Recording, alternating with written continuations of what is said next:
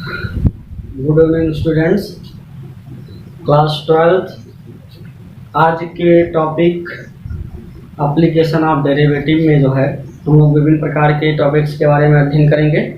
ठीक है, application of derivative में आपको विभिन्न प्रकार के अलग अलग तरीकों से 5 मुख्य पॉइंट्स के बारे में अध्ययन करना है। ठीक है, जिसको हम लोग क्रमबद्ध तरीके से लेक्चर्स के क्रम के रूप में जो है प्रत्येक पॉइंट्स के इम्पॉर्टेंट जो है स्टेटमेंट्स और संबंधित या रिलेटेड क्वेश्चंस के बारे में जो है जानकारी प्राप्त करेंगे, उसको समझने का प्रयास करेंगे। ठीक है, तो इसमें जो आपका है एप्लीकेशन ऑफ डेरिवेटिव्स में आपको विभिन्न प्रकार के 5 पॉइंट्स पढ़ने हैं, जिसमें से फर्स्ट जो हम लोगों को पढ़ना है वो rate of change of quantity पढ़ना है। Rate of change of quantities पढ़ना है, दैट मीन्स राशियों के परिवर्तन की दर पढ़नी है। ठीक है, सेकेंड पॉइंट आपको पढ़ना है increasing and decreasing function, that means वृद्धिमान एंड ह्रासमान फलन। ठीक है, ये पॉइंट्स हैं। और थर्ड पॉइंट जो आपको पढ़ना है वो अप्रॉक्सीमेशन पढ़ना है, सन्निकटन पढ़ना है। क्या पढ़ना है? अप्रॉक्सीमेशन पढ़ना है अर्थात सन्निकटन पढ़ना है। ठीक है, फोर्थ पॉइंट आपको पढ़ना है टेंजेंट एंड नॉर्मल। क्या पढ़ना है? Fourth point tangent and normal, that means स्पर्श रेखा और अभिलंब पढ़ना है। और लास्ट हम लोगों को जो पढ़ना है वो मैक्सिमा और मिनिमा है, जिसको हम लोग कहते हैं उच्चिष्ट और निम्निष्ट। इस प्रकार के एप्लीकेशन ऑफ डेरिवेटिव में हम लोगों को 5 मुख्य बिंदुओं के बारे में अध्ययन करना है, जिसको हम बाई लेक्चर के रूप में जो है क्रमबद्ध तरीके से अध्ययन करेंगे। ठीक है, तो आज जो है हम लोगों को इस 5 बिंदुओं में से पहले बिंदु के बारे में विस्तृत अध्ययन करना है, उसके बारे में समझना है और उससे संबंधित प्रश्नों की श्रृंखला को जानकारी करनी है, संबंधित प्रश्नों की श्रृंखला को समझना है। ठीक है, तो फर्स्ट पॉइंट आपका है rate of change of quantity. अब बात ये आती है rate of change of quantity क्या होता है, रेट क्या होता है, दर क्या होता है। तो जब कभी भी किसी भी आप कह सकते हैं क्वांटिटी में परिवर्तन होता है, बशर्ते वह जो परिवर्तन हो समय के सापेक्ष हो, तब हम उसको कहते हैं रेट ऑफ जो है चेंज ऑफ क्वांटिटी कहा जाता है। अगर परिवर्तन की दर समय के सापेक्ष हो रही हो तो rate of change of quantity होता है। अब वो क्वांटिटी में डिस्टेंस हो सकता है, वेलोसिटी हो सकता है, कुछ अन्य प्रकार के जो और भी चेंज हो सकते हैं। ठीक है, तो हम लोगों को करना क्या है, फंक्शन के बारे में जानना है, जो है क्वांटिटी के बारे में जानना है। और rate of change of quantity that means हमको जो यहाँ पढ़ना है वो केवल समय के सापेक्ष ही जो है डेरिवेटिव ज्ञात करना है। तो आइए समझते हैं rate of change of quantity क्या है। Let y is equal to f x be a function of x। y क्या है? एफ एक्स का यानी x में एक फलन है, और ये मान लिया जाता है कि डेल्टा y परिवर्तन है। इसमें y में किसके रूप में? एक जो है small change of in x, यानी x में एक छोटा सा परिवर्तन है डेल्टा x के रूप में। समझना बात है? इसका कहने का मतलब क्या हुआ कि जो डेल्टा y है वो y के सापेक्ष y में करस्पॉन्डिंग y में चेंज है। किसके?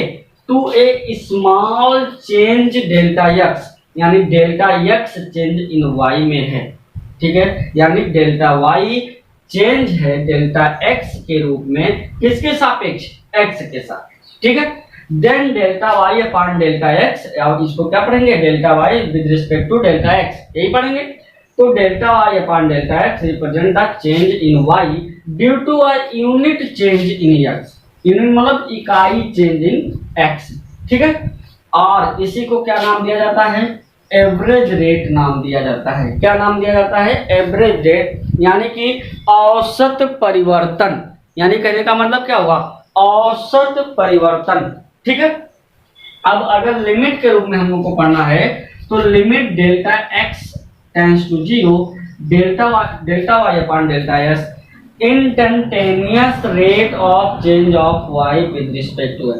इंस्टेंटेनियस का मतलब क्या होता है? तात्क्षणिक तात्कालिक परिवर्तन है किसमें, y में, किसके सापेक्ष, x के सापेक्ष। और इसी को अगर dy by dx कह दिया जाए तो rate of change of y with respect to x does not time interval instantaneous, यानी तात्क्षणिक नहीं, कुछ समय अंतराल पर होगा, अर्थात dy by dx rate of change of y with respect to x हो गया। इतनी बातें हो गई किसमें, अगर x आ जाए, x मतलब डिस्टेंस अगर आ रहा हो, ठीक है, अगर एंगल आ रहा हो, दैट मीन जिसको हम एंगुलर वेलोसिटी या एंगुलर एक्सेलरेशन बोलते हैं, तो if theta be the angle of curve at time t, that means कुछ ऐसा बने, मान लेते हैं ये आपका एक सर्कल है, यहाँ से इसका रेडियस है और ये अगर x है, तो मान लेते हैं t टाइम पर यहाँ पर एंगल क्या बनना, थीटा। तो इस प्रकार की जो गणना होती है वेलोसिटी की और एक्सेलरेशन की, उसको हम angular velocity and angular acceleration दोनों, ठीक है, जानते हैं। तो angular velocity at time t is equal to d theta upon dt and angular acceleration at time t is equal to second derivative of theta with respect to t। If x be a displacement, यानी x क्या है, एक दूरी है, चली गई दूरी अगर x मान बनाई जाए, तो फिर जो उसका वेलोसिटी होगा वो dx अपॉन dt होगा, और जो एक्सेलरेशन होगा वो dv अपॉन dt होगा, अर्थात second derivative x upon dt होगा। ठीक है, इसका मतलब क्या हुआ कि अगर डिस्प्लेसमेंट या डिस्टेंस आप कह सकते हैं x हो, तो x को t के सापेक्ष डिफरेंशिएट करेंगे तो हमको क्या मिलेगा, वेलोसिटी मिलेगा। यानी कि जो है x का t के सापेक्ष रेट ऑफ t के सापेक्ष अगर डिफरेंशिएट किया जाए तो हमको वेलोसिटी मिलेगा, और यदि वेलोसिटी को t के सापेक्ष डिफरेंशिएट किया जाए तो एक्सेलरेशन मिलेगा, अर्थात वेलोसिटी पहले से x के साथ t के सापेक्ष डिफरेंशिएट है और उसको पुनः t के सापेक्ष डिफरेंशिएट किया जा रहा है एक्सेलरेशन पाने के लिए, अर्थात एक्सेलरेशन को हम second derivative of x with respect to t भी ले सकते हैं। इस प्रकार के जो है आपके rate of change of quantities के कुछ पॉइंट हुए, और अब हम लोग चलते हैं प्रश्नों की श्रृंखला पर। ये प्रयास करते हैं समझने का कि इससे संबंधित प्रश्न किस प्रकार से पूछे जाते हैं और इसको किस प्रकार से सॉल्व करना आवश्यक होता है। ठीक है, नेक्स्ट आपका जो है प्रश्नों की श्रृंखला में पहला प्रश्न है, if the rate of change of area of a circle equal to किसके, rate of change of its diameter, rate of change of its क्या, डायामीटर। ठीक है, इसका मतलब क्या हुआ कि जो आपका rate of change of area है, यानी कि जो है यहां से क्या क्लियर है कि किसी वृत्त के क्षेत्रफल के परिवर्तन की दर उसके व्यास के परिवर्तन की दर के बराबर है, उसके व्यास के परिवर्तन की दर के क्या है, बराबर है, तब इसकी त्रिज्या ज्ञात कीजिए। तब इसकी क्या ज्ञात करनी है, त्रिज्या ज्ञात करनी है। तो यहाँ पे आपको सर्किल का ना एरिया दिया गया है और ना इसके डायमीटर के बारे में चर्चा की गई है। तो आप करेंगे क्या, आप कहेंगे माना जो है रेडियस, इसका radius of circle is x and, या आप रेडियस ना मान करके क्या मान लें, डायामीटर मान लें। If the diameter of a circle is x and area of circle is equal to a, then जो एरिया होगा a इज इक्वल टू होगा कितना, पाई आर स्क्वायर।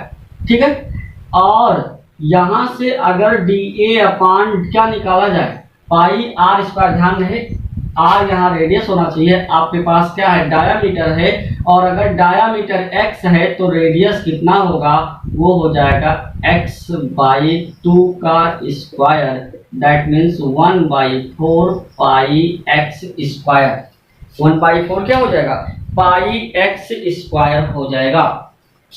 इसका मतलब dA अपॉन जो dt होगा वो होगा कितना, तो आगे आपका आएगा 1/2 पाई एक्स डी एक्स अपान क्या हो जाएगा, डी टी हो जाएगा। पाई x 1/2 pi x D x अपान क्या हो जाएगा, डी टी हो जाएगा। ठीक है।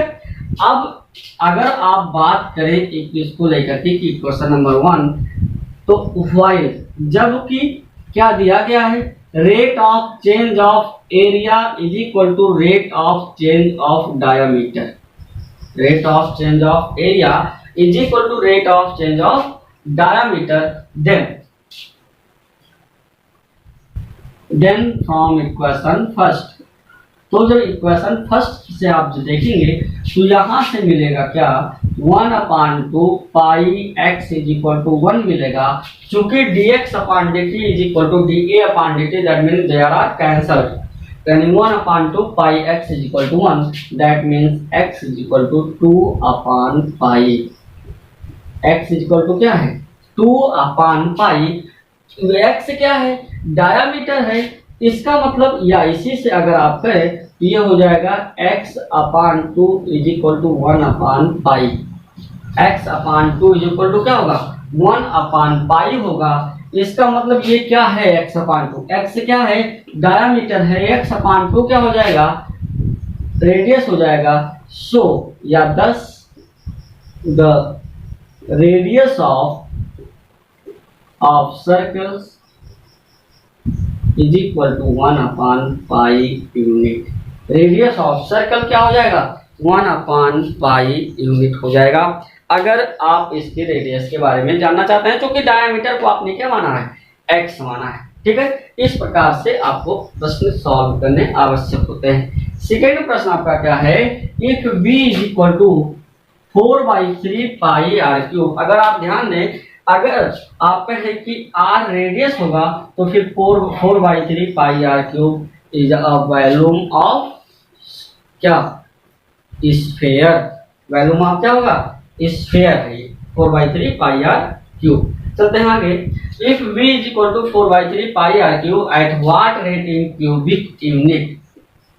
वॉल्यूम की वजह से क्यूबिक यूनिट इसका जो मात्रा क्यूबिक हो जाएगा, is v increasing when r is equal to 10 and dr upon dt is equal to 0.01। यानी कि से कहा जा रहा है कि जो है यदि v बराबर 4/3 पाई आर क्यूब है तो उसकी जो v है, यानी जो उसका वॉल्यूम है, वो कितने हिसाब से बढ़ रहा है, बढ़ने की दर ज्ञात करनी है।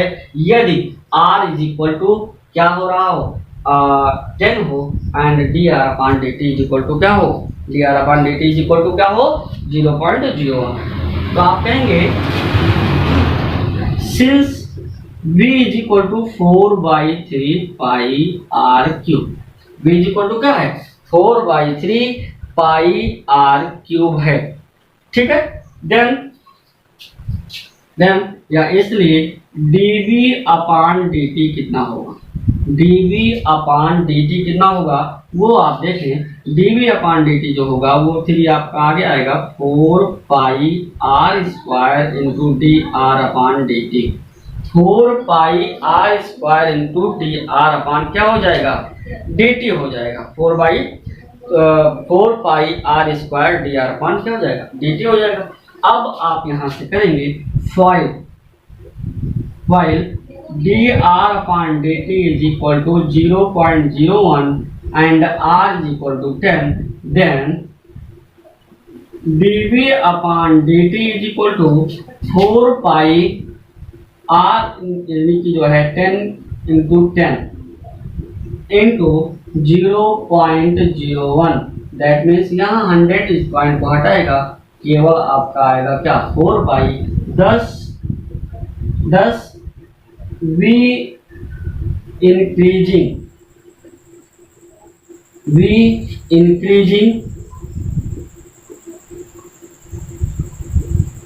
the rate of at the rate of change of 4 यानी जो उसका वॉल्यूम होगा उसके बढ़ने की जो दर होगी वो कितनी होगी, 4 होगी। ठीक है, आप चलते हैं हम लोग नेक्स्ट प्रश्न पर। चलिए नेक्स्ट प्रश्न आपका है if the diameter of spherical balloon, यानी जो है किसी गोलाकार गुब्बारे का जो डायमीटर है यानी व्यास है वो कितना है 3/2 2x+1। किसी गोलाकार गुब्बारे के व्यास 3/2 2x+1 है। Then find rate of change of b, तो उसके आयतन में परिवर्तन की दर ज्ञात कीजिए, लेकिन with respect to x.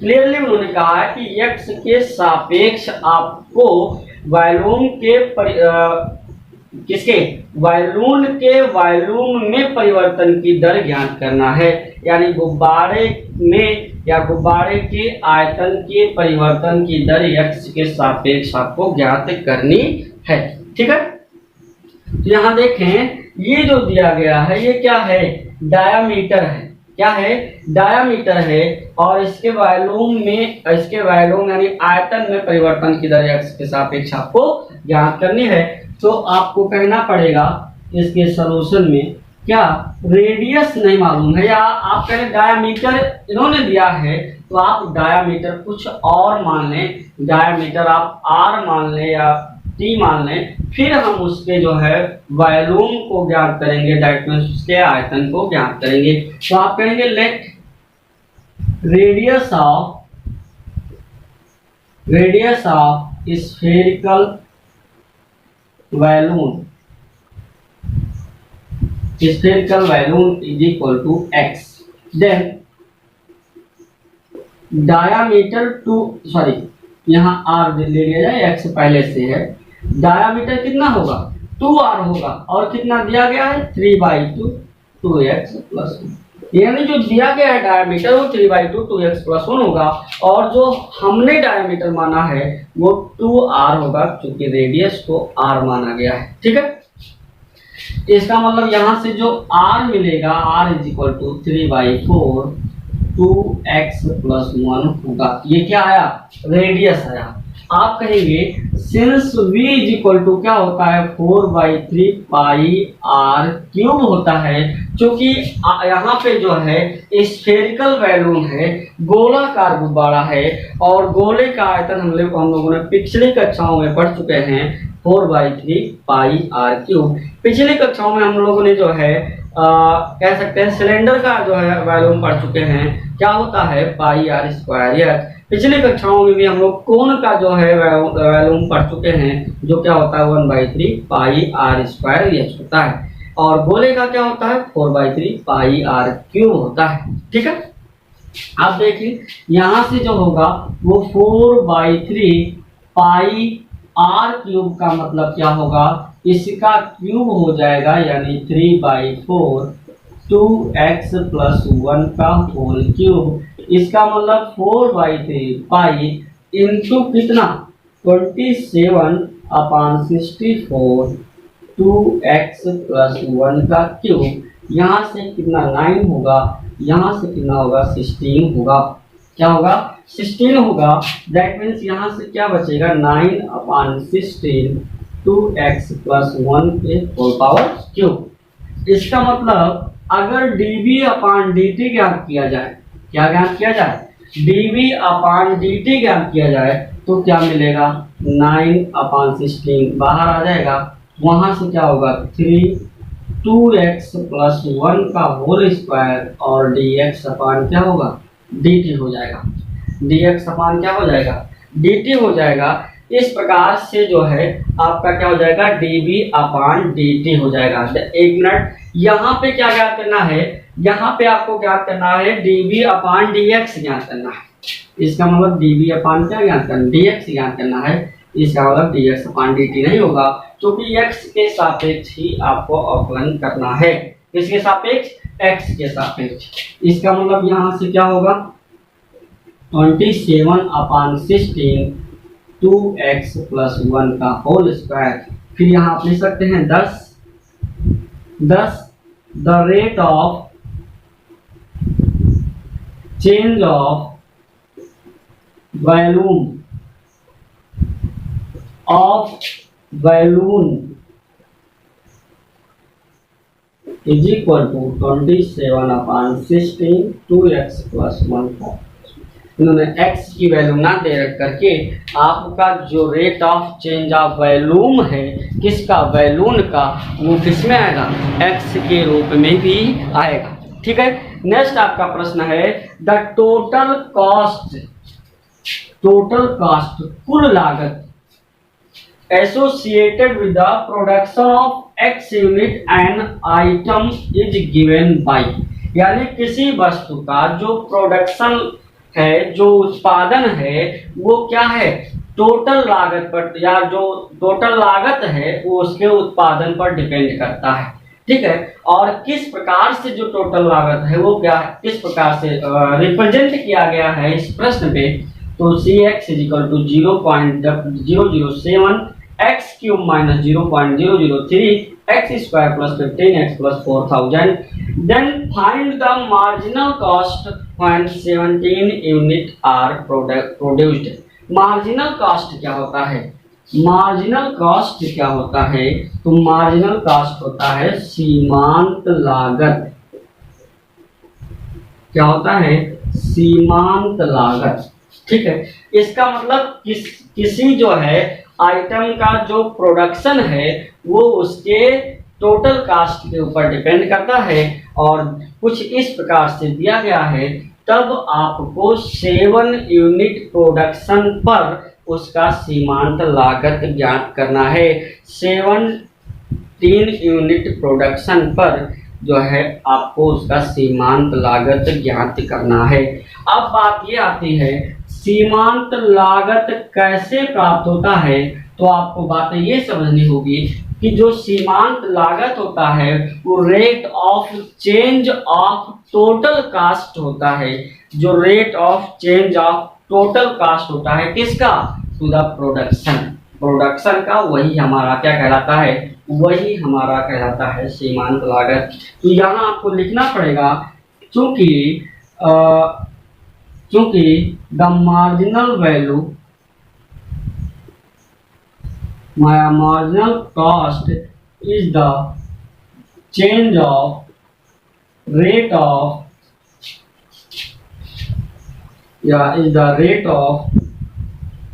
change of total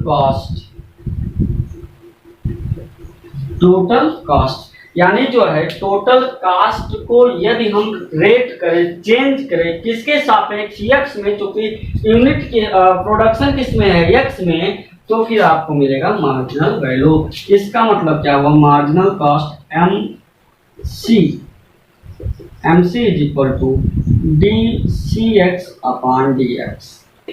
dCx/dx हो जाएगा। इस प्रकार से जो है आप उसके मार्जिनल वैल्यू को ज्ञात कर सकते हैं। इसका मतलब यहाँ से क्या हो जाएगा, 3 से मल्टीप्लाई होगा, और जब 3 से मल्टीप्लाई होगा तो कितना हो जाएगा, आप करेंगे 0.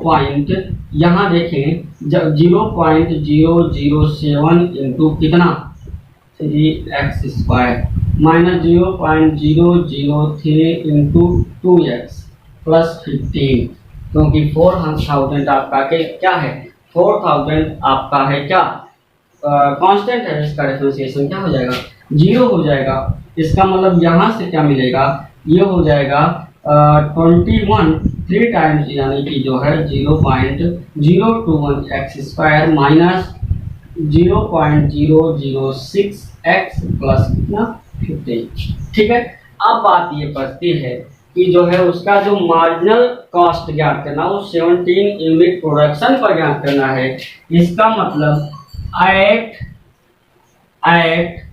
जो है, या आप ऐसे कह दें dCx/dx किस पर, x = 17 कितना होगा, 0.021 इंटू 17² -0.06 इंटू 17 और प्लस कितना होगा 15। और अगर इस इक्वेशंस को आप सॉल्व करते हैं तो सॉल्व करने के बाद मिलेगा 20.967 मिलेगा, 20.967 मिलेगा।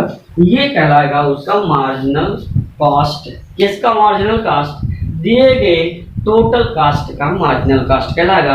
बशर्ते ध्यान रखने वाली कौन सी बात है कि जो मार्जिनल कास्ट होता है वो rate of change of total cast होता है, किसके सापेक्ष होगा, दिए गए फंक्शन के सापेक्ष कहलाएगा। ठीक है, अब इसी प्रकार के जो है आपके बताए गए 4 प्रश्नों में सभी प्रश्न आपके अलग अलग प्रकार के हैं। प्रश्नों को अलग अलग प्रकार के रखने का मतलब ये होता है कि सभी प्रकार के प्रश्नों आप तक पहुंचाया जाए जो कि परीक्षाओं में पूछे जाते हैं। ठीक है, अब हम लोग चलते हैं और अगले प्रश्नों की तरफ। नेक्स्ट प्रश्न आपका है, a car start from a point P. मान लेते हैं यहाँ से यहाँ तक जो है एक पॉइंट यहाँ पी है और यहाँ पॉइंट क्या है, क्यू है। कार सी स्टार्ट करता है। देखिए, a car start from a point P at time t is equal to 0। यहाँ पे t is equal to क्या है, 0 है। Second, and stopped at point Q, और यहाँ आके क्या होता है, रुक जाता है। यहाँ के कार क्या हो जाता है, रुक जाता है। तो the distance x in metre, यहाँ से जो डिस्टेंस वो कितना है, x है इन मीटर, और जो यहाँ गिवन वाई है वो है t² 2 - t/3।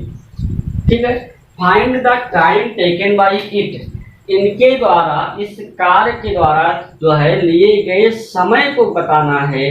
It to reach at Q, यानी P से Q बिंदु पर पहुंचने में लगा समय ज्ञात करना है। And also find distance between P and Q, और P तथा Q के बीच की दूरी ज्ञात करना है।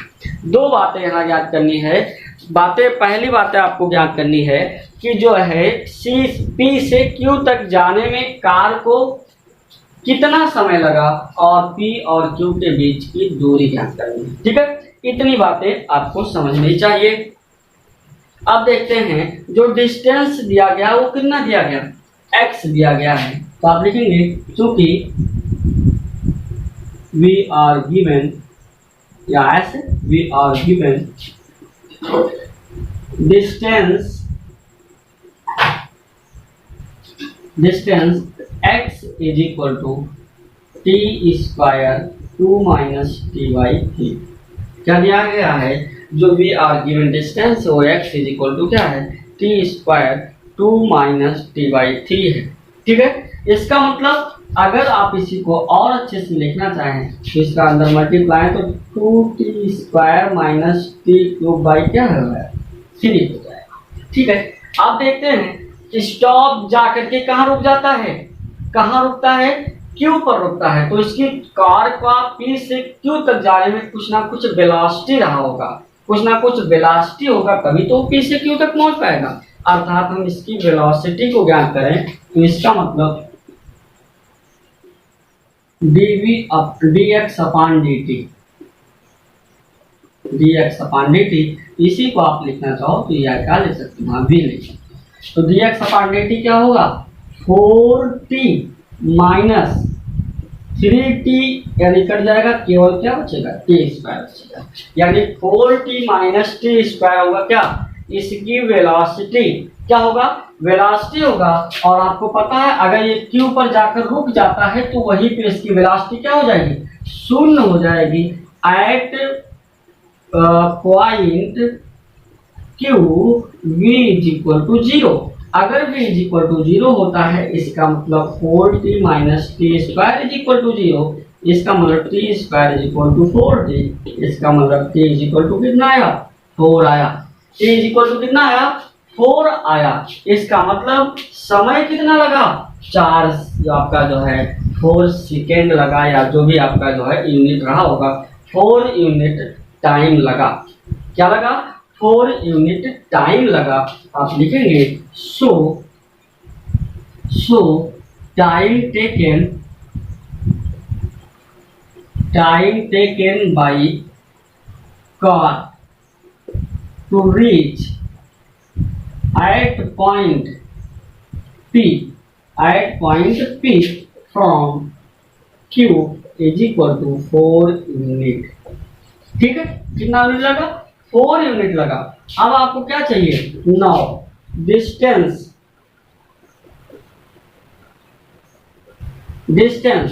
Eight t is equal to 4, t is equal to 4 पे डिस्टेंस क्या होगा, x is equal to 2 into 4 square minus 4 cube by 3, यानी 4 4 जा 16, 16 टू जा 32 माइनस 64 अपान कितना हो जाएगा, 3 हो जाएगा, यानी ये जाएगा 696 माइनस 64 अपान 3 होगा, दैट मीन 32 अपान 3 होगा, 3 होगा, और यहाँ से जो आपका होगा वो कितना होगा, 3 होगा, 0 होगा और 6 होगा, यानी इस प्रकार से जो आपका डिस्टेंस होगा वो 32 अपान 3 होगा।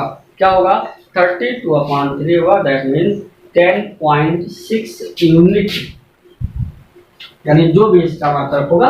इस प्रकार से आपका जो है कार के द्वारा बिंदु P से Q तक पहुंचने में लगा समय 4 unit and the distance between P and Q is equal to 10.6 unit. ठीक है, अब हम लोग चलते हैं नेक्स्ट प्रश्न पर। नेक्स्ट प्रश्न आपका है, a ladder 5 metre long. Ladder का मतलब होता है, लैडर का मतलब होता है सीढ़ी। क्या मतलब होता है, सीढ़ी। ठीक है, तो लैडर यानी एक सीढ़ी 5 मीटर लंबी है और वह किससे टिकी हुई है, ए अगेंस्ट ए वॉल, यानी कि जो है एक सीढ़ी 5 मीटर लंबी है और वह एक दीवार से टिकी हुई है। द बॉटम यानी आधार ऑफ द लेडर यानी सीढ़ी, सीढ़ी का जो आधार है इज पुल्ड अलोंग द, खिसक रहा है कहाँ, अलोंग द ग्राउंड, पृथ्वी की तरफ, अवे फ्रॉम द वॉल, यानी कि जो है 5 मीटर लंबी सीढ़ी है वह एक दीवार से लगी हुई है और उसका बॉटम दैट मीन्स आधार दीवार से दूर खिसक रहा है। दीवार से दूर क्या हो रहा है, खिसक रहा है। किस दीवार से, जिस दीवार पर सीढ़ी लगी हुई है। ठीक है, खिसक रहा है किस rate of change of, at rate of change of 2 metre पर सेकंड, यानी वो दीवार से दूर 2 मीटर पर सेकंड की दर से खिसक रहा है। हाउ फास्ट, कितनी तेजी से, इट्स इसकी हाइट ऊंचाई, ऑन द वॉल दीवार पर, डिक्रीजिंग घटेगा, when the foot of the ladder is 4 metre from the wall. इसका मतलब कि जो है इस सीढ़ी की जो हाइट है, सीढ़ी के जो height, how fast is height, यानी उस दीवार की ऊंचाई जिस पर सीढ़ी लगी हुई उसकी जो ऊंचाई है वो कितने हिसाब से घटेगी, कितनी तेजी से घटेगी, जब फुट ऑफ द लेडर यानी कि जो है सीढ़ी का जो आधार है, जो पैर है, वो दीवार से 4 मीटर की दूरी पर है। एक 5 मीटर लंबी सीढ़ी किसी दीवार से टिकी हुई है, उसका आधार उस दीवार पृथ्वी से 2 मीटर पर सेकंड की दर से दीवार से दूर खिसक रही है, तो उसका दीवार की जो ऊंचाई है वो कितनी तेजी से घटेगी जब उसका पैर, सीढ़ी का पैर दीवार से 4 मीटर की दूरी पर है। ठीक है, तो आप देखें, अगर फिगर से आप समझना चाहें तो ये मान लेते हैं एक दीवार है, ये पृथ्वी है, ये आपका एक सीढ़ी लगी हुई है। ठीक है, सीढ़ी का पोजीशन नाम दिया गया ए और बी। अब बताएं, इस प्रकार से अगर यह लगी हुई है तो ये मान लिया जाता है कि जब ये सीढ़ी जो है दीवार से लगी हुई थी तब ऊंचाई इसकी कितनी थी, y थी, और पृथ्वी से कुछ ना कुछ दूरी पे रहा होगा, तो इसकी दूरी कितनी है, x। दीवार कितनी लेडर कितनी मीटर लंबा है, वो है 5 मीटर लंबा। कितना है, 5 मीटर। अब ये आधार खिसकेगा तो आपको मालूम है इसकी ऊंचाई, दीवार की ऊंचाई जो यहाँ से है लगी हुई है वो घटेगी। क्या होगी, घटेगी। कोई पूछ रहा अगर ये दीवार खिसक रहा किस प्रकार से कि 5-4 मीटर खिसक गया, तो फिर इसकी जो ऊंचाई में कितने rate of change of decreasing होगा, दैट मीन्स कितने की कमी आएगी। ठीक है, तो आप कहेंगे क्या कहेंगे, आप इसको जो है दीवार की पोजीशन को मान लीजिए और उसके बाद जो है इसमें परिवर्तन की दर को ज्ञात किया जाए, तो आप कहेंगे let A B the position of ladder, such that OB is equal to x meter and OA is equal to y meter, ठीक है, and AB is equal to 5 metre. ये आपका गिवन है, ठीक है। इसलिए 5 यानी कि जो अगर आप बात करें OAB में राइट एंगल ट्राइंगल OAB क्या हो जाएगा, x square plus y square बराबर 25 हो जाएगा। X square plus y square equal to क्या हो जाएगा, 25 हो जाएगा, ठीक है। अब आगे देखिए, सिंस वी आर फाइंड, हमें क्या प्राप्त करना है, हमें प्राप्त करना है rate of change of y, then differentiate of equation number first with respect to x। चूंकि x के सापेक्ष करेंगे तो dy by dx आपका होगा, ठीक है। किसके सापेक्ष, x के सापेक्ष आप उसका परिवर्तन करेंगे, लेकिन आपको रेट ऑफ ज्ञात करना है, किसी के सापेक्ष नहीं कहा गया है, तो आप किसके सापेक्ष ज्ञात करेंगे, t के ही सापेक्ष ज्ञात करेंगे। क्योंकि जो दूर खिसकने की बात है, दैट मीन जो dx अपॉन dt हो 2 सेंटीमीटर या 2 मीटर पर सेकंड दिया गया है, यानी विद रिस्पेक्ट टू क्या कर दिया जाए, t कर दिया जाए। इसका मतलब 2x dx अपॉन dt होगा, 2y dy अपॉन dt होगा, इज इक्वल टू क्या हो जाएगा, 0 हो जाएगा। इसका मतलब x dx अपॉन dt होगा plus y dy upon dt होगा, इज इक्वल टू 0। 2 का मान होकर 0 की तरफ, x का मान दिया गया है, इसलिए at x is equal to 4 metre and dx upon dt is equal to 2 metre. क्या बनेगा, यहां से देखें 4 into 2 plus y dy by dt, ठीक है। y क्या है, y dy बाई dt दिया गया है। अब y का मान आपको ज्ञात करना पड़ेगा, तो वो अलग बात, हम लोग y ज्ञात कर लेंगे, y dy upon dt is equal to 0। इसका मतलब y dy upon dt is equal to -8 metre पर सेकेंड, ठीक है। अब आप देखें, आपको y का मान चाहिए, तो from equation number first x का मान 4 16 y square is equal to 25, अर्थात y square is equal to 9। इसका मतलब y is equal to plus minus 3, y is equal to केवल 3 रखा जाएगा, क्योंकि डिस्टेंस है, distance does not equal to minus sign, ठीक है। चलिए नेक्स्ट प्रश्न आपका था, water is running into conical vessel. Vessel का मतलब होता है, जो है नाम होता है इसका पतीला या बर्तन, ठीक है। 50 centimetre deep and 5 centimetre in radius at the rate of 0.1 centimeter cube per second, when the water is 6 centimeter deep, find at what rate is। यानी कि जो है एक कोनाकार बर्तन है, एक कोन जैसा शंकु जैसा आपका बर्तन है, जो कि 15 सेंटीमीटर गहरा है और 5 सेंटीमीटर रेडियस का है। उसका जो आपका रेट ऑफ 0.1 सेंटीमीटर क्यूब पर सेकंड, यानी उसका जो वॉल्यूम में परिवर्तन आ रहा है वो 0.1 सेंटीमीटर क्यूब पर सेकंड आ रहा है, ठीक है।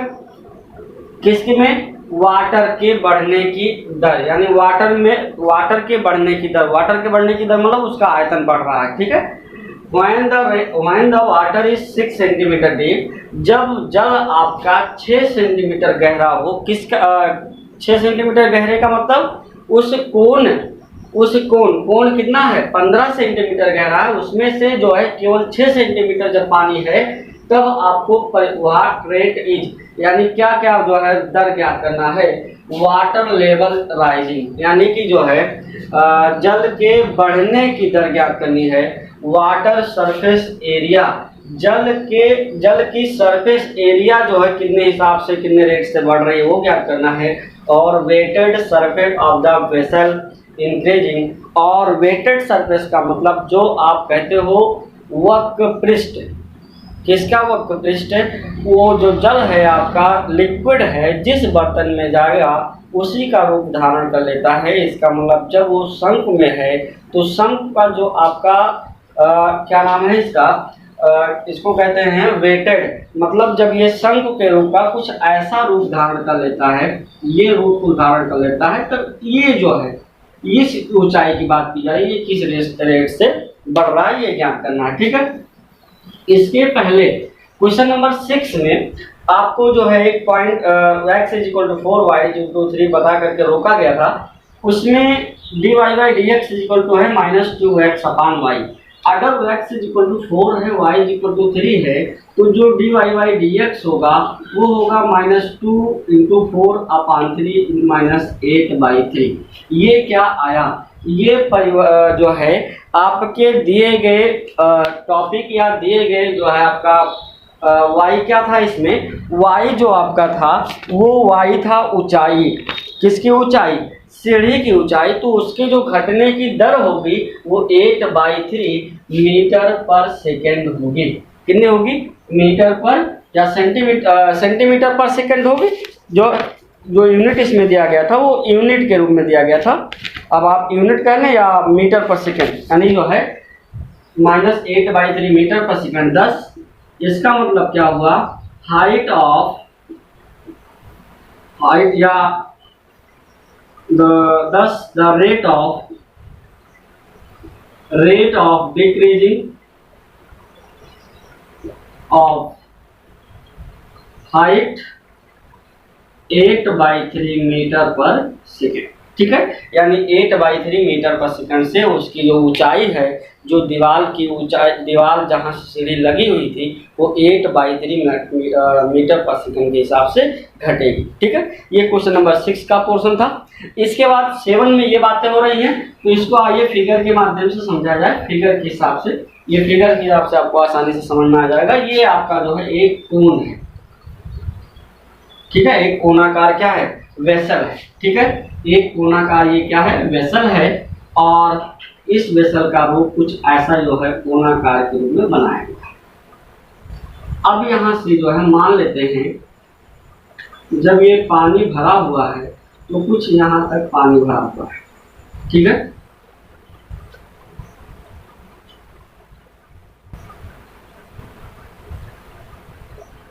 जो ये पानी भरा हुआ है वो कुछ इस प्रकार से, ये आपका पानी भरा हुआ है।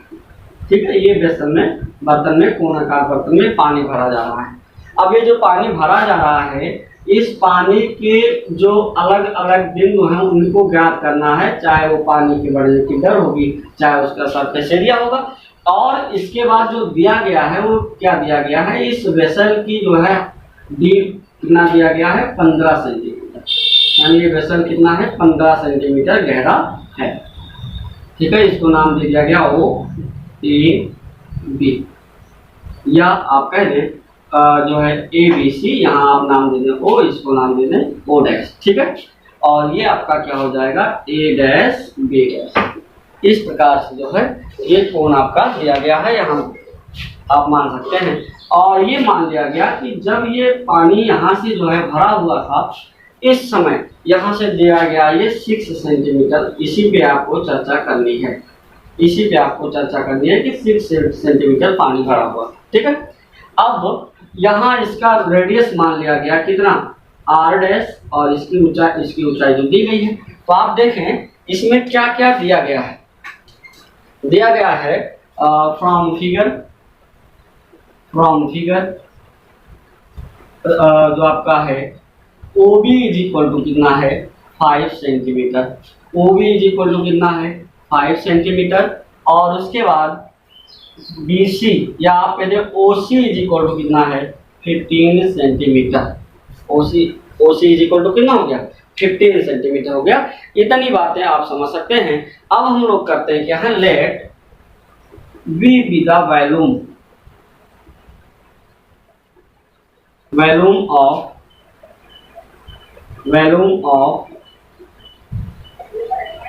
Conical vessel, we be the volume of conical vessel, ठीक है। और उसके बाद we be the volume of conical vessel माने या इसको वाटर माने, volume of water in cone, ठीक है, एट टाइम टी, यानी टी समय में जो कोन के अंदर पानी है उसका वॉल्यूम कितना रखा गया, वी रखा गया, and alpha be the semi angle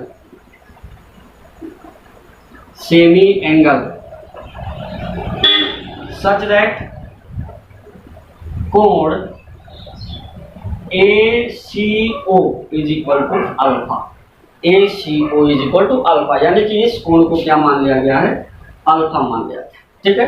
अगर ये कोण अल्फा है तो इसका मतलब जो आपका राइट एंगल ट्राइंगल है AOC में tan alpha is equal to कितना होगा, tan alpha is equal to हो जाएगा हाइट जो आपका क्या होता है जो है यहाँ से लंब बटे आधार हो जाएगा, यानी 5 अपान कितना हो जाएगा, 15 हो जाएगा। tan alpha is equal to 5 upon 15 हो जाएगा, यानी 1/3 आएगा। Same as right angle triangle A'CO', यहाँ से जो tan अल्फा आपको मिलेगा वो tan अल्फा आएगा कितना, tan अल्फा आपका आएगा यहाँ से देखें ये आएगा R' अपान कितना, या आप R' नहीं R मान लीजिए R, और इसको मान लेते हैं कितना, अभी H मान लेते हैं, लास्ट में H की वैल्यू कितनी रख दी जाएगी, 6 रख दी जाएगी। इसका मतलब अगर इसको फ्रॉम इक्वेशन नंबर 1 और सेकंड से चर्चा करें तो आप कहेंगे कि इक्वेशन नंबर 1 और 2 से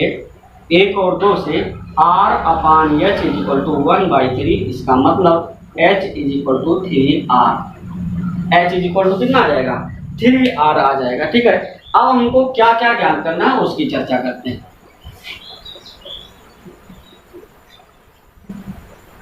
आपको फर्स्ट पॉइंट जो ज्ञान करना है, फर्स्ट पॉइंट वॉल्यूम की चर्चा करनी है, किसके वॉल्यूम की, वाटर की वॉल्यूम की चर्चा करनी है, और वाटर के वॉल्यूम को आपने क्या मानना, भी माना है। आप कहेंगे since volume of water eight या अभी रहने दें, वॉल्यूम ऑफ वाटर क्या होगा, V इज इक्वल टू कोणाकार होगा 1/3 पाई R² क्या हो जाएगा, H आ जाएगा।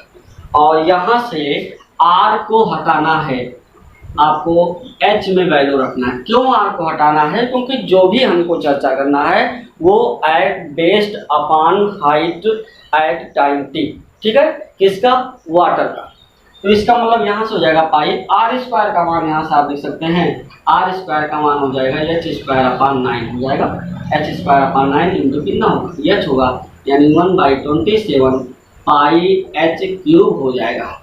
इसका मतलब अगर यहाँ से आप देखें तो यहाँ से जो आपको dV/dt मिलेगा, dV/dt कितना होगा, ये हो जाएगा 3/27 पाई H² और dH/dt, dH/dt। अब यहाँ से 3/27 पाई और H का मतलब 6 × 6 और dH/dt आपके क्वेश्चन में दिया गया है, dH/dt 0.1 सेंटीमीटर क्यूब है, यानी 0. कितना हो जाएगा 1। और जब इसको आप सॉल्व करेंगे तो जो आपका dV/dt आएगा, वो आंसर आ जाना चाहिए आपका कैलकुलेट करने के बाद आ जाना चाहिए 1/45।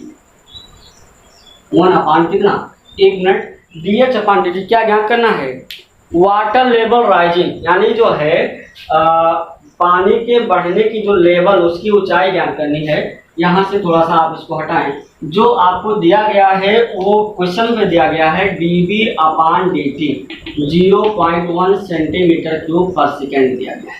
इसका मतलब यहाँ से होगा 0.1 इज इक्वल टू 3/27 पाई और H का मान 6 × 6 × dH/ क्या हो जाएगा dt।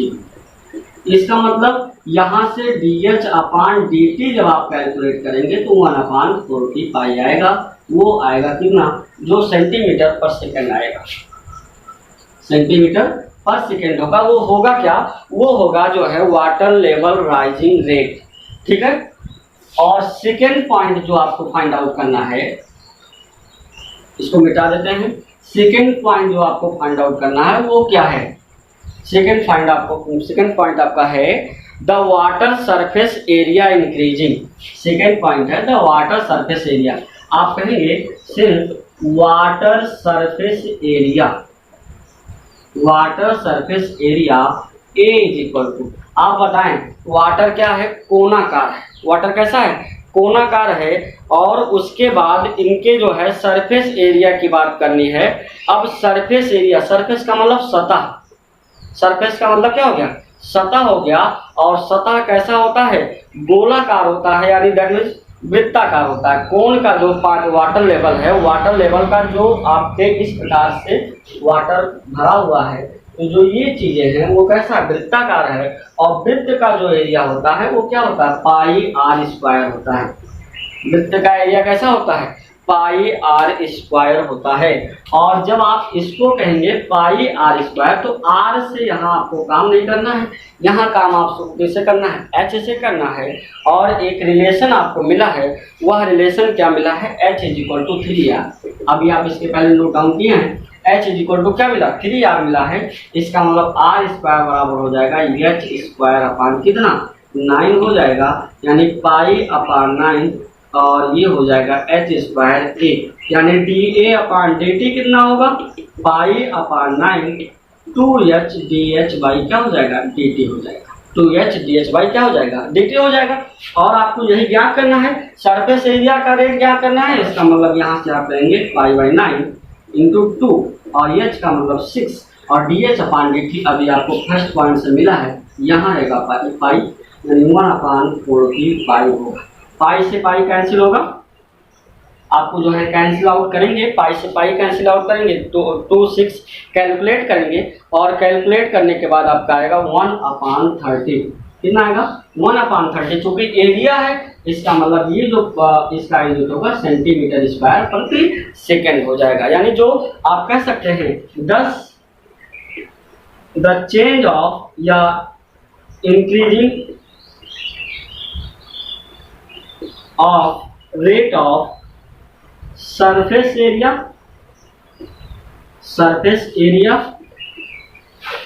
of water is equal to कितना 1/30 सेंटीमीटर स्क्वायर पर सेकंड। ये जो है किसमें चेंज होगा, उसके सरफेस एरिया में चेंजिंग आएगा, ठीक है। थर्ड पॉइंट जो आपको फाइंड आउट करना था, वो थर्ड पॉइंट आपका है,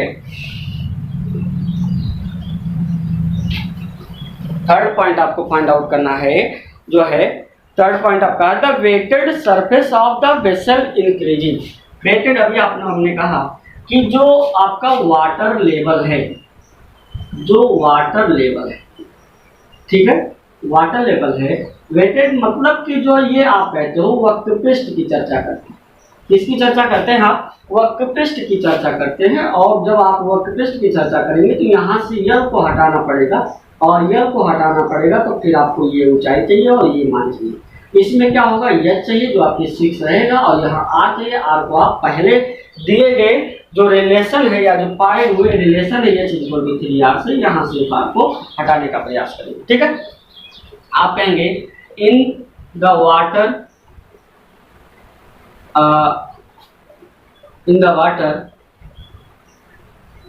ऑफ द कोन आप बताएं कि जो इसका वेटेड सरफेस एरिया होगा, जो वाटर का जो है सरफेस जो वेटेड सरफेस एरिया होगा वो S इज इक्वल टू क्या होता है, पाई आर यल होता है। जो वेटेड सरफेस एरिया आप कह रहे हैं एक प्रकार के वक्र पृष्ठ कह सकते हो, ये चीजें होती हैं पाई आर यल।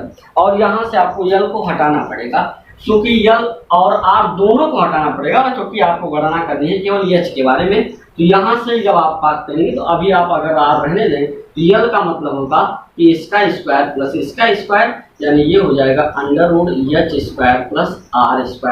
क्या हो जाएगा, √h² प्लस आर स्क्वायर की बात हो जाएगी। ठीक है, अब यहाँ से देखें under root h square plus r square हो जाएगा। अब यहाँ से जब आप बात करेंगे तो पाई हो जाएगा, आर हो जाएगा, आर को भी हटा दें आप, आर को जब हटाएंगे तो क्या होगा, आर को हटाएंगे तो एच बाई 3 आएगा और under root h square plus r square का मतलब क्या हो जाएगा, एच स्क्वायर अपान 9 हो जाएगा। इसका मतलब यहाँ से एच स्क्वायर 9 एच स्क्वायर यानी 10 एच स्क्वायर यानी अंडर रूट 10 यहाँ से मिलेगा अपान 3 यहाँ से मिलेगा और यहाँ हो जाएगा पाई अपान 3 यहाँ से मिलेगा, यहाँ से एक एच और इनमें में से आपका एक एच आएगा यानी यहाँ सीधा सीधा हो जाएगा कितना, एच स्क्वायर हो जाएगा अंडर रूट 10 पाई अपान 9 एच स्क्वायर हो जाएगा। ये वेटेड सरफेस एरिया होगा।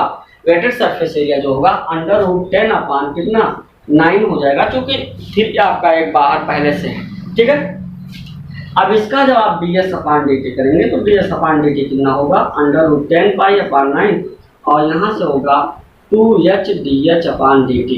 क्या हो जाएगा, 2h डी एच अपान डी टी हो जाएगा। इसका मतलब अंडर रूट 10 पाई अपान 9 इंटू 2 इंटू 6 और डी एच अपान डी टी का मान कितना मिला है, डी एच अपान डी टी, डी एच अपान डी टी का जो मान आपको मिला होगा वो मिला होगा 1/45 मिला।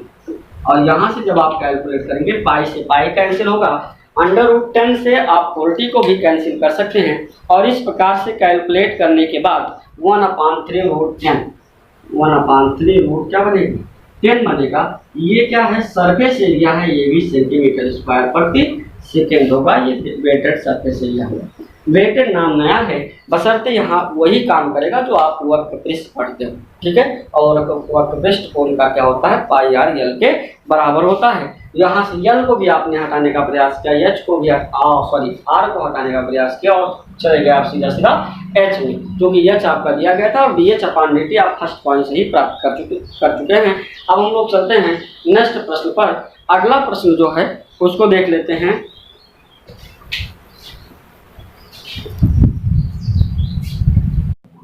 नेक्स्ट प्रश्न आपका है वाटर इज ड्रिपिंग। इसको थोड़ा सा समझने का प्रयास कीजिएगा।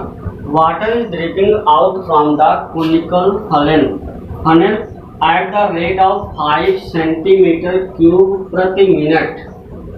If the radius of funnel be 5 centimetre and the height is 10 centimetre, then find the rate of decrease.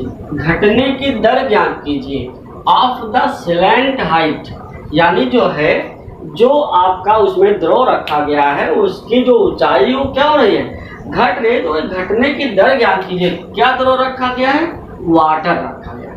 यानी पूरे प्रश्न का जो तथ्य है वो ये है कि वाटर है, जल है, एक कोनिकल शंक्वाकार बर्तन में रखा गया है और उस बर्तन से पानी टपक रहा है, नीचे गिर रहा है। इसके पिछले प्रश्न में उसमें पानी बढ़ रहा था, उसमें रखा जा रहा था और इसमें उस फनेल से पानी नीचे टपक रहा है। और आपको ज्ञात होना चाहिए कि जब फनेल से पानी शंक्वाकार फनेल से पानी टपक रहा है तो इसका मतलब पानी की उसमें जो है कमी आएगी धीरे धीरे और उसी कमी दर को आपको फाइंड आउट करना है।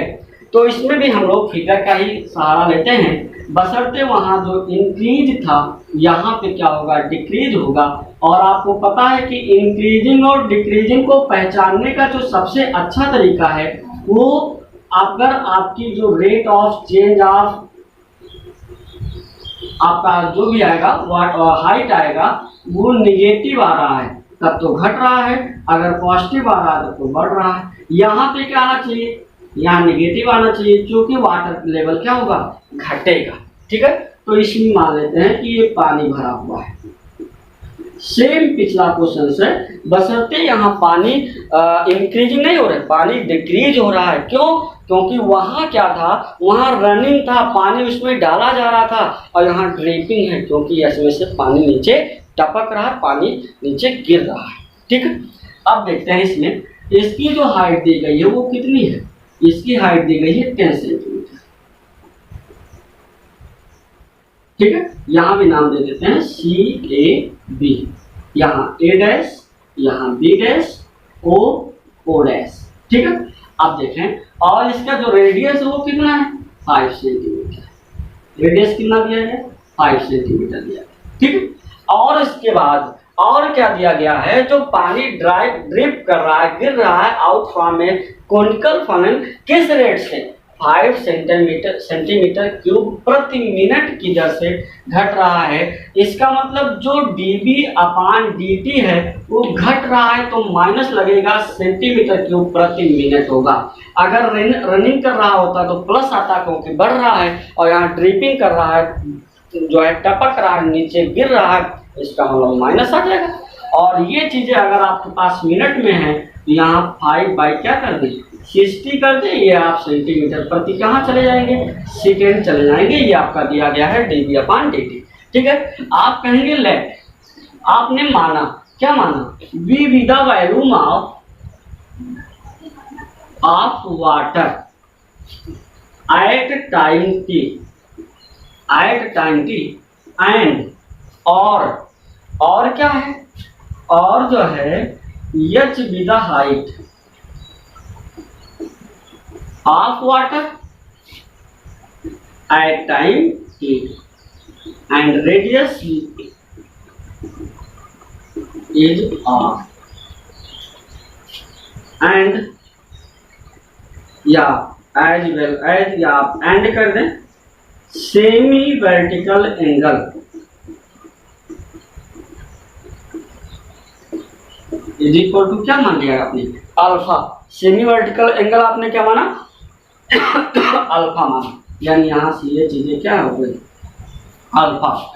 ठीक, इसका मतलब क्या होगा, इसका मतलब अगर आप प्रीवियस क्वेश्चन के हिसाब से काम करें तो राइट एंगल ट्राइंगल ACO में, राइट एंगल ट्राइंगल ACO में क्या मिल रहा है, ACO में आपका जो मिल रहा है वो tan alpha is equal to मिल रहा है क्या, लंब बटे क्या होता है आधार होता है, और लंब बटे आधार का मतलब 5/10 हो जाएगा, दैट मीन्स 1/, क्या हो जाएगा 2 हो जाएगा।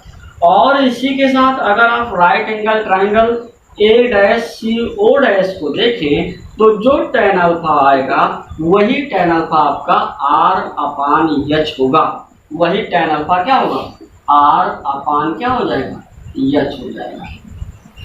इसका मतलब it is implies that R/H is equal to 1/2, that means H is equal to 2R, H is equal to क्या आ जाएगा 2R आ जाएगा। अब आपको करना क्या है, वॉल्यूम दिया गया है तो आप कहेंगे इसलिए V इज इक्वल टू क्या होगा, volume of water at time t, volume of water at time t, V is equal to क्या होगा, कोनिकल रूप में है तो 1/3 पाई r स्क्वायर क्या होगा h होगा, 1/3 पाई r स्क्वायर h हो जाएगा। मतलब volume of water at time t is equal to V is equal to 1/3 pi r square h, 1/3 pi हो गया, r स्क्वायर का मतलब यहाँ से हो जाएगा h स्क्वायर बाई 4 इंटू कितना हो जाएगा h हो जाएगा। इसका मतलब ये हो गया π/12 h क्यूब हो गया। ठीक है, इसी के साथ अब आप क्या करेंगे फिर, इसलिए dV अपान dt कितना हो जाएगा, 3 आगे आ जाएगा, 3/12 पाई h स्क्वायर dH अपान dt। ठीक है, दिया क्या गया है dV अपान dt दिया गया है, इसका मतलब -5/60 is equal to π/4 h square का मतलब क्या हो गया, ड्रिपिंग ये दिया गया है, और इसके बाद इस रेट को जो है डिक्रीज करना है, और ये जो ऊंचाई है उस ऊंचाई का मान कितना दिया गया है, h का मान जो आपको रखना है, उस h का मान कितना रखना है, उस h का मान जो आपका होगा वो हो जाएगा 7.5 हो जाएगा। किस दर से हो जाएगा, water is dripping out from A canonical rate दिया गया है, ऑफ रेडियस इतना दिया गया है, हाइट दिया गया है, find decrease rate of slant height of water, इतनी बातें दी गई हैं। और इसके साथ साथ जब आपके h के मान की वैल्यू आएगी, h के मानों को आपको ज्ञात करना पड़ेगा, तो वहाँ से जो h का मान मिलेगा वो आप फिगर से स्पष्ट कर सकते हैं। फिगर से जब आप स्पष्ट करेंगे तो जो h का मान आएगा वो 7.5 आएगा। 7 पॉइंट कितना आएगा 5 आएगा। इसका मतलब यहाँ हो जाएगा 7.5, या इसी को आप अपनी सुविधा के अनुसार लिख सकते हैं 15/2 का स्क्वायर और DH अपान dt। यहाँ से जब आपका DH अपान dt ज्ञात करना होगा तो DH अपान जो dt होगा वो कितना होगा, DH अपान dt होगा -5/60 इंटू 4 अपान 15 इंटू 15 और इंटू 1/पाई। और इन मानों को कैलकुलेट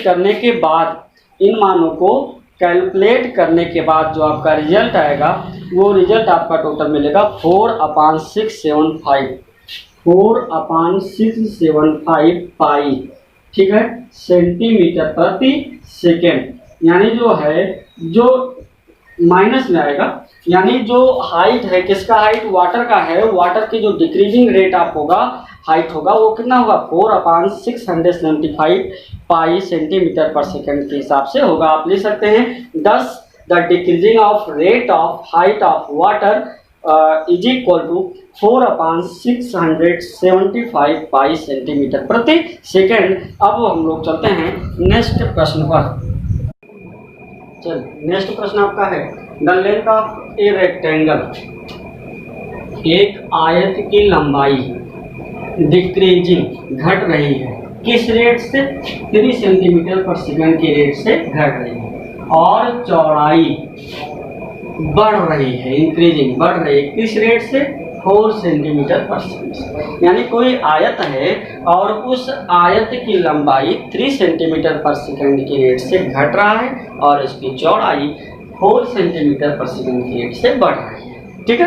देन फाइंड, तो आपको प्राप्त करना द रेट ऑफ सरकमफेरेंस, यानी कि जो सरकमफेरेंस का मतलब क्या हो गया, परिमाप में परिवर्तन की दर ज्ञात करनी है। और सेकंड पॉइंट जो आपको फाइंड आउट करना है rate of change of area, यानी जो है क्षेत्रफल में परिवर्तन की दर ज्ञात करनी है, लेकिन कब लेंथ 7 सेंटीमीटर एंड जो विड्थ 8 सेंटीमीटर, लंबाई जो है 7 सेंटीमीटर हो और चौड़ाई 8 सेंटीमीटर हो, तब आपको एरिया में परिवर्तन की दर ज्ञात करनी है और सरकमफेरेंस अलग तरीके से आपको ज्ञात करना है, ठीक है।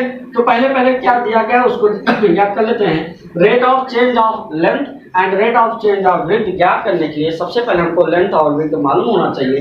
तो हम कहते हैं let length of rectangle is equal to x centimetre and width is equal to y। इसलिए वी आर गिवन, हमको जो दिया गया है वो क्या दिया गया है, we are given dx upon dt। Length क्या हो रहा है, डिक्रीज हो रहा है, डिक्रीज का सिंबल नेगेटिव साइन, इसका मतलब -3 सेंटीमीटर पर सेकंड, एंड इंक्रीजिंग कौन विड्थ dy अपान dt, इंक्रीज का सिंबल पॉजिटिव यानी 4 सेंटीमीटर पर सेकंड, ठीक है। अब आपको पहले पॉइंट पे लेके चलते हैं। पहला पॉइंट क्या है, rate of circumference, rate of change of circumference. इसका मतलब क्या होगा, since circumference is equal to 2 into length plus breadth, यानी जो है रेक्टेंगल का जो सरकमफेरेंस होता है वो 2 गुणे लंबाई प्लस चौड़ाई होती है, लेंथ प्लस ब्रेथ हो जाएगी। इसका मतलब यहाँ से हो जाएगा 2x अपान 2y हो जाएगा, ठीक है। अगर 2x अपान 2y हो जाता है इसका मतलब dx अपान जो dt मिलेगा वो dx अपान dt 2dx अपान dt और प्लस हो जाएगा 2dy अपान dt। इसका मतलब 2 इंटू dx अपान dt कितना है -3 है और प्लस 2 इंटू dy अपान dt 4 है, तो -6 प्लस 8 अर्थात 2 सेंटीमीटर प्रति सेकेंड, 2 सेंटीमीटर प्रति सेकेंड। इसका मतलब आप कह सकते हो 10 the rate of change of circumference of rectangle is equal to 2 centimetre प्रति second. Rate of change of circumference is equal to 2 centimetre प्रति सेकेंड, ठीक है। नेक्स्ट इसका जो पॉइंट आपको फाइंड आउट करना है वो क्या फाइंड आउट करना है, नेक्स्ट आपको फाइंड आउट करना है rate of change of area. आप कहोगे सिंस जो है area of rectangle area of rectangle is equal to क्या होता है, x y length into breadth, लंबाई गुणे चौड़ाई। इसका मतलब ए इज इक्वल टू क्या होगा, एक्स वाई। इसका मतलब d A upon d t find out अगर आपको करना है तो यहाँ प्रोडक्ट का डिफरेंशिएशन लगेगा, फर्स्ट फलन इंटू सेकेंड का डिफरेंशिएशन प्लस सेकेंड फलन इंटू फर्स्ट का डिफरेंशिएशन। ठीक है, अब आप कहेंगे जबकि x इज इक्वल टू कितना है 7 centimetre and y is equal to कितना है 8 सेंटीमीटर, इसका मतलब dA अपॉन dt कितना हो जाएगा, dA upon dt is equal to कितना होगा 7 इंटू dy अपॉन dt 4 और y का मान कितना है, y का मान 8 है और इंटू dx अपॉन dt कितना -3 है, यानी 28 माइनस 24 यानी 4 सेंटीमीटर स्क्वायर प्रति सेकंड। क्यों? क्योंकि आपकी बात क्या है, एरिया है। इसका मतलब हम लोग कह सकते हैं thus the rate of change of area of the given rectangle is equal to 4 centimetre square प्रति सेकंड। इस प्रकार से हम जो है rate of change of area and rate of change of circumference को आसान तरीकों से ज्ञात कर सकते हैं। इस प्रकार से जितने भी प्रश्न आपको बताए गए सभी प्रश्न में अलग अलग तरीके से सभी प्रकार के प्रश्नों को रखने का प्रयास किया गया जो कि आपकी बोर्ड एग्जाम में पूछे जाते हैं। ठीक है, लास्ट इस सेशन का एक लास्ट प्रश्न है क्योंकि पिछले लेक्चर्स के अनुसार प्रत्येक लेक्चर में 10 प्रश्नों की श्रृंखला होने पर आपके पास इस टॉपिक में 9 प्रश्न हो चुके हैं। लास्ट जो प्रश्न आपका है वो भी समझ लेते हैं। प्रश्न आपका है a stone is dropped into quite lake way move, यानी एक पत्थर किसी तालाब में फेंका जाता है। कुछ इस प्रकार के भी आपके प्रश्न आते हैं। एक पत्थर तालाब में फेंका जाता है, आपने प्रयोग किया होगा कि जब पानी में कोई स्टोन पत्थर डाला जाए तो फेंकने के बाद उसमें एक विशेष प्रकार की जो है तरंगे उत्पन्न होती हैं, लहरें उत्पन्न होती हैं। ठीक है, और वो जो लहरें हैं वो पत्थर यानी स्टोन के चारों तरफ बराबर की जो है हिसाब से फैलती जाती है, यानी कहीं ना कहीं वो वृत्त के आकार का क्षेत्र बनाती जाती है। ठीक है, तो वही चर्चा यहाँ करनी है कि एक स्टोन जो है अगर जो है क्वाइट लेक यानी किसी तालाब में पानी में फेंका जाता है तो वहाँ एक वेव उत्पन्न होता है। इन सर्कल्स वृत्ताकार रूप में, वृत्तों के रूप में एट अ स्पीड ऑफ कितनी तेजी से 4 सेंटीमीटर पर सेकंड की स्पीड से वृत्त उत्पन्न होता जाता है, वृत्त बनता जाता है। ठीक है, एट द इंस्टेंट तत्कालिक तात्क्षणिक when radius of circular wave is 10 centimetre, यानी जो है किसी क्षण सर्कुलर जो वेव है उसका जो रेडियस बन रहा है वो 10 सेंटीमीटर है, तो how fast is the enclosed area increasing, तो उसका क्षेत्रफल कितनी तेजी से बढ़ रहा है, तो उसके क्षेत्रफल में कितनी तेजी से वृद्धि हो रही है ये आपको फाइंड आउट करना है। ठीक है, तो आप देखें जब स्टोन पानी में डाला गया वृत्ताकार क्षेत्र आपका बना, उस वृत्ताकार क्षेत्र का ना तो आपको रेडियस पता है और ना तो आपको एरिया पता है। उन्होंने तात्क्षणिक किसी समय पर किसी क्षण पर जो है रेडियस को 10 सेंटीमीटर बताया है, तो आप कहेंगे let radius of circular space या सर्कुलर वेव्स जो आते हैं is equal to r centimetre and area is equal to a centimetre square. ठीक, आप देखें इसलिए इन्होंने क्या दे रखा है आपको, जो है in circular at a speed of 4 centimetre, क्या उसका जो है वृत्तों का जो विस्तार हो रहा है, बढ़ रहा है।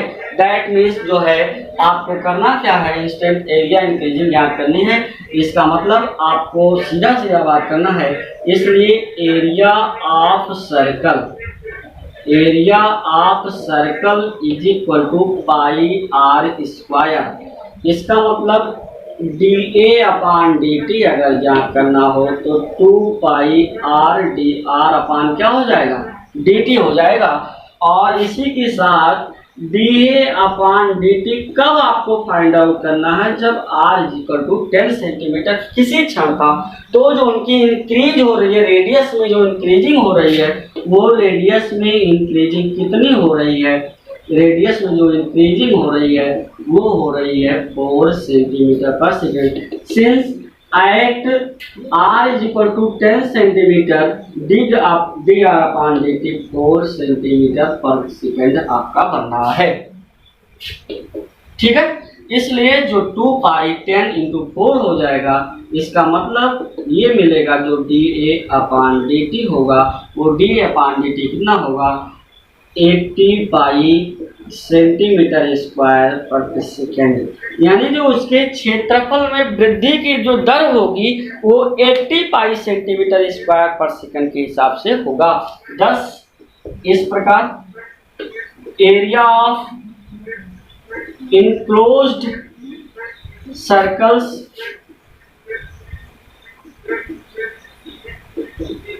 Increasing at the rate of 80 pi centimetre square प्रति सेकेंड। यानी जो उसके एरिया में इंक्रीजिंग होगा वो 80 पाई सेंटीमीटर स्क्वायर पर सेकेंड होगा। इसी के साथ आपका जो है rate of change of quantity का जो टॉपिक होता है ये समाप्त होता है। इसमें आपके पिछले वीडियोस के तरीके से भी 10 प्रश्नों की श्रृंखला रखी गई है। अगर आपके क्वेश्चन लगाते समय किसी प्रकार की कोई प्रॉब्लम होती है तो पिछले प्रश्नों की तरह, जिस प्रकार आप पिछले वीडियोस के टॉपिक से सभी प्रश्नों को आप पूछते रहे हैं, उसी प्रकार इस वीडियो के और आने वाले सभी वीडियोस के आप जो भी प्रश्न आपको कंफ्यूज करते हो, जो प्रॉब्लम क्रिएट करते हो, जो ना समझ में आता हो, वो आप व्हाट्सएप बताए गए व्हाट्सएप नंबर पर या कमेंट बॉक्स में उसको शेयर करके आप अपनी समस्या का समाधान पाने में सक्षम हो सकते हैं। ठीक है, तो आज के लिए इतना ही। नेक्स्ट जो टॉपिक होगा वो आपके बताए गए एप्लीकेशन ऑफ डेरिवेटिव का जो सेकेंड टॉपिक है, वो सेकेंड टॉपिक आपका है इंक्रीजिंग एंड डिक्रीजिंग फंक्शन। वो टॉपिक स्टार्ट की जाएगी। तब तक के लिए आप जो है इस टॉपिक को समझें, लगाएं और संबंधित प्रश्नों को पूछने का प्रयास करें। बस आज के लिए इतना ही। ओके।